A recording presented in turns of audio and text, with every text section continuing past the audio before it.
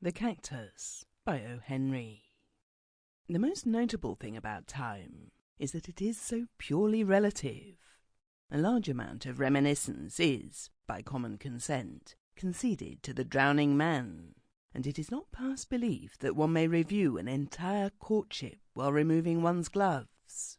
That is what Trisdale was doing, standing by a table in his bachelor apartments. On the table stood a singular-looking green plant in a red earthen jar.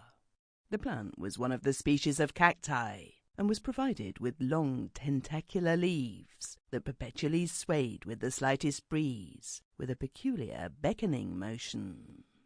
Trisdale's friend, the brother of the bride, stood at a sideboard, complaining at being allowed to drink alone.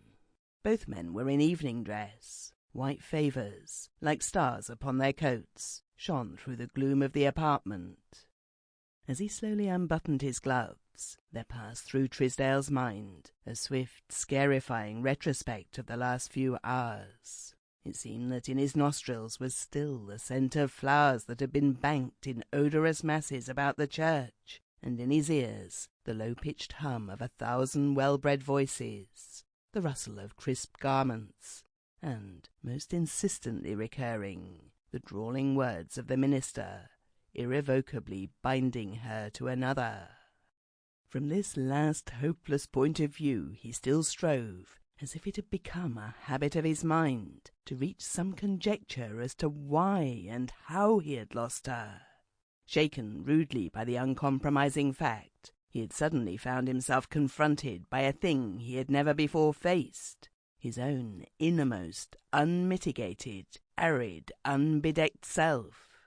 He saw all the garbs of pretense and egoism that he had worn now turned to rags of folly. He shuddered at the thought that to others before now the garments of his soul must have appeared sorry and threadbare. Vanity and conceit, these were the joints in his armour, and how free from either she had always been. But why? As she had slowly moved up the aisle towards the altar, he had felt an unworthy, sullen exultation that had served to support him. He had told himself that her paleness was from thoughts of another than the man to whom she was about to give herself. But even that poor consolation had been wrenched from him, for when he saw that swift, limpid, upward look that she gave the man when he took her hand, he knew himself to be forgotten. Once that same look had been raised to him, and he had gauged it. Sample complete. Ready to continue?